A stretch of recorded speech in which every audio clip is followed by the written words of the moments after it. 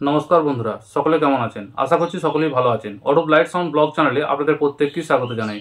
আজকের ভিডিওতে আমরা দেখব 15 ইঞ্চি স্পিকার রিপেয়ারিং। তার আগে বন্ধুরা আপনাদের কাছে অনুরোধ, যেসব বন্ধুরা চ্যানেলে নতুন রয়েছেন প্লিজ চ্যানেলটি সাবস্ক্রাইব করুন এবং সাপোর্ট করে পাশে থাকুন। দেখতে থাকুন প্রফেশনাল সাউন্ড জগতের বিভিন্ন ইকুইপমেন্টের রিভিউ, ক্লোজ লুক, সেটিং, সাউন্ডের বিভিন্ন টিপসমূলক ভিডিও এবং বিভিন্ন রিপেয়ারিংমূলক ভিডিও। এই ভিডিওগুলি এবং চ্যানেলের লিঙ্ক শেয়ার করুন। শেয়ার করলে নতুন বন্ধুর কাছে এই ভিডিওগুলি পৌঁছাবে এবং তারাও এই বিভিন্ন প্রোডাক্ট সম্পর্কে জানতে পারবে, বিভিন্ন রিপেয়ারিংমূলক ভিডিও দেখতে পারবে এবং এই চ্যানেলটির সঙ্গে যুক্ত হতে পারবে। তো চলুন বন্ধুরা, আর দেরি না করে আসছে আজকের মূল ভিডিও। বন্ধুরা, আজকে 15 ইঞ্চি একটি 450 ওয়াট স্পিকার রিপেয়ারিং করে দেখাবো যে কীভাবে রিপেয়ারিং করলাম। দেখছেন এটি স্টুডিও মাস্টার কোম্পানির স্পিকার এবং 450 ওয়াট RMS পাওয়ার। বন্ধুরা, আমি ডাস্ট ক্যাপ খুলিয়ে রেখেছি শিওর হওয়ার জন্য যে কয়েল কেটে গিয়েছিল আমার। তো দেখছেন ডাস্ট ক্যাপ খোলা রয়েছে। বলেটা কি যে ডাস্ট ক্যাপ ভালো করে রিমুভ করবেন, যেন ডাস্ট ক্যাপ রিমুভ করতে যে এই কোণের পেপার যেন না উঠে যায়। খুব ভালো করে ডাস্ট ক্যাপ রিমুভ করবেন। তারপর খুব যত্ন সহকারে যে ভয়েস কয়েলটি থাকে সেটিকে বের করে নেবেন। দেখছেন আমি কয়েলটি বের করে নিয়েছি, দেখাচ্ছি আপনাদেরকে। দেখছেন কয়েল কেটে গিয়েছিল, কয়েল রিমুভ করে নিয়েছি। এরপর এই সারফেসটিকে ভালো করে পরিষ্কার করব আমরা, এবং এখানে যে লিড ওয়্যারের সঙ্গে যেখানে কয়েল কানেক্ট হয় এই সারফেসগুলিকে ভালো করে এই আঠা পরিষ্কার করে নেব। তারপর নতুন ভয়েস কয়েল বসাবো। খুব ভালো করে পরিষ্কার না করলে ভয়েস কয়েল বসাতে কিন্তু অসুবিধা হবে। আর ডাস্ট ক্যাপ যখন রিমুভ করবেন খুব যত্ন সহকারে ডাস্ট ক্যাপ রিমুভ করবেন। বন্ধুরা, অনেকেই জিজ্ঞাসা করেন যে আমি কি ভয়েস কয়েল ইউজ করি। বন্ধুরা, দেখছেন অডিওটোন কোম্পানির ভয়েস কয়েল আমি ইউজ করছি এখন। অডিওটোন খুবই ভালো মানের কয়েল। বর্তমানে আমি অডিওটোন ইউজ করছি, ATI প্রো এবং অডিওটোন ইউজ করছি। দেখছেন অডিওটোন প্রফেশনাল লেখা আছে এখানে। 76.2 এই কয়েল লাগছে এবং দেখছেন এটি 400 ওয়াটের কয়েল, 8 ohms। তো বন্ধুরা, এই সারফেসটিকে পরিষ্কার করব এবং ভয়েস কয়েল এখানে, নতুন ভয়েস কয়েল এখানে ঢোকাবো। তো এই সারফেস পরিষ্কার করে আমি নতুন ভয়েস কয়েল ঢুকিয়ে আপনাদেরকে দেখাচ্ছি তারপরে কি করবেন। বন্ধুরা, দেখছেন আমি যে কয়েলটির সারফেসটিকে ভালো করে পরিষ্কার করে নিয়েছি। দেখছেন এখানে লিডার পুরো পরিষ্কার করে নিয়েছি এবং যা আঠা পুরনো কয়েলের সঙ্গে লেগেছিল এই কোণের সঙ্গে সেগুলি সব ভালো করে পরিষ্কার করে নিয়েছি। অনেকে জিজ্ঞাসা করেন যে কিভাবে পরিষ্কার করব। তো বলে রাখি, একটি গ্যাস লাইটার প্রয়োজন, যেটিকে হিট করে এই আঠাগুলিকে হিট করে রিমুভ করতে হবে। এবং সাধারণ কিছু টুলস, যেমন একটি ফিল্ম পেপার, একটি ব্লেড এবং একটি কাঁচি, এই ধরনের কোনো টুলস থাকলেই এই যে সারফেস রয়েছে এই সারফেস থেকে আঠা পুরো পরিষ্কার করে তুলে ফেলা যায়। তো দেখছেন আমার সারফেস পুরো পরিষ্কার হয়ে গেছে। এবং বলে রাখি, ভালো করে ব্লোয়ারের মাধ্যমে এই যে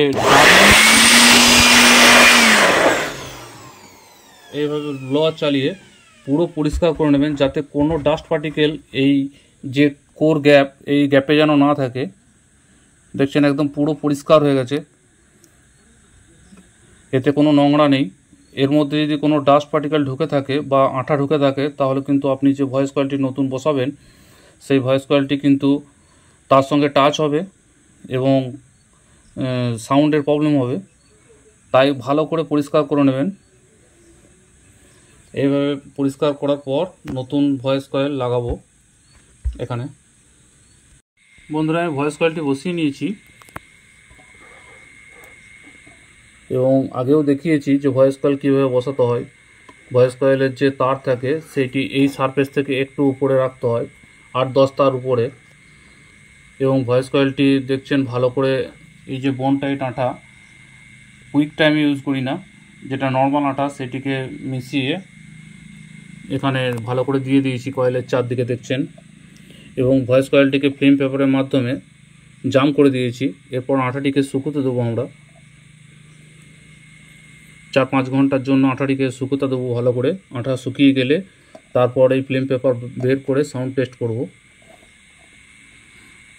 ভয়েস কয়েল যখন বসাবেন তখন অবশ্যই লক্ষ্য রাখবেন যে আমার যে টার্মিনাল রয়েছে সেই দিকেই যেন ভয়েস কয়েলের লিড থাকে। অবশ্যই এটি লক্ষ্য করে বসাবেন।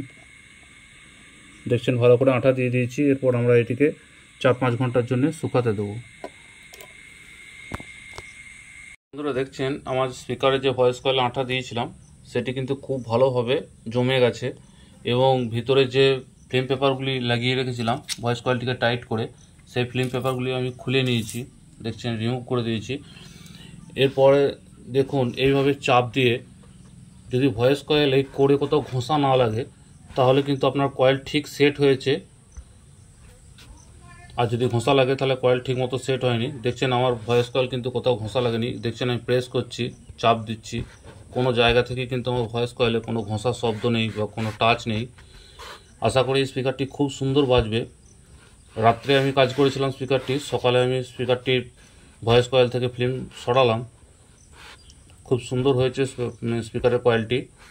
এরপর একবার সাউন্ড টেস্ট করব স্পিকারটির, তারপর ডাস্ট ক্যাপ লাগিয়ে স্পিকারটিকে বক্সের মধ্যে আঁটবো।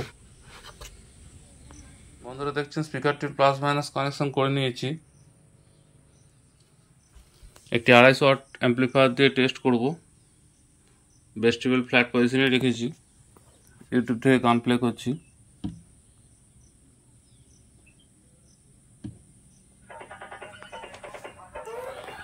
দেখছেন একদম কম ভলিউম আছে। স্পিকার টেস্ট করার নিয়মই হচ্ছে একদম কম সাউন্ডে যদি ক্লিয়ার সাউন্ড আসে তাহলে স্পিকারের কাজ আপনার ঠিক হয়েছে।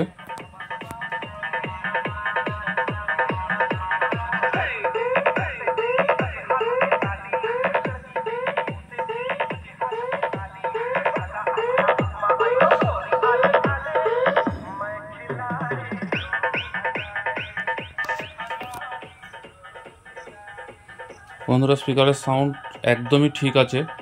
এরপর একটু ভলিউম বাড়াচ্ছি।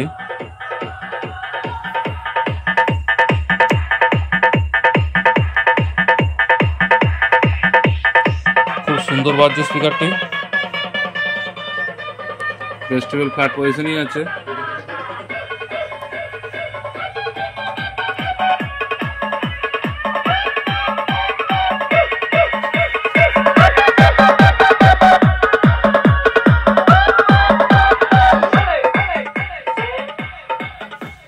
বন্ধুরা এরপর ডাস্ট ক্যাপ লাগিয়ে স্পিকারটিকে কমপ্লিট করে দেবো। স্পিকারটির সাউন্ড কিন্তু খুব সুন্দর হয়েছে।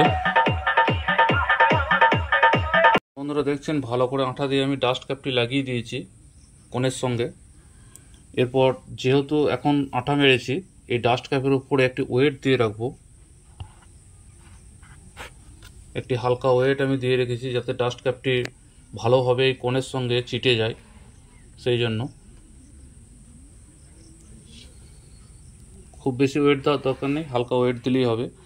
তো এরপর যখন আমার কোণের সঙ্গে ডাস্ট ক্যাপ ভালো করে চিটে যাবে, অর্থাৎ কিছুক্ষণ আমাকে ওয়েট করতে হবে, তারপর স্পিকারটিকে আমি ব্যবহার করতে পারবো।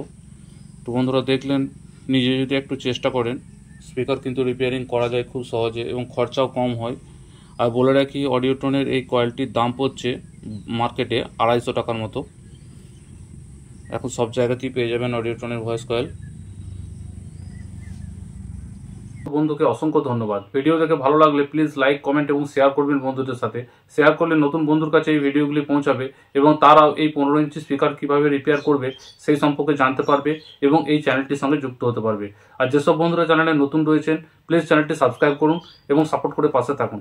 দেখতে থাকুন প্রফেশনাল সাউন্ড জগতের বিভিন্ন ইকুইপমেন্টের রিভিউ, ক্লোজ লুক, সেটিং, সাউন্ডের বিভিন্ন রিপেয়ারিংমূলক ভিডিও এবং বিভিন্ন টিপসমূলক ভিডিও। বন্ধুরা ভালো থাকবেন, সুস্থ থাকবেন, দেখা হচ্ছে পরবর্তী ভিডিওতে। নমস্কার।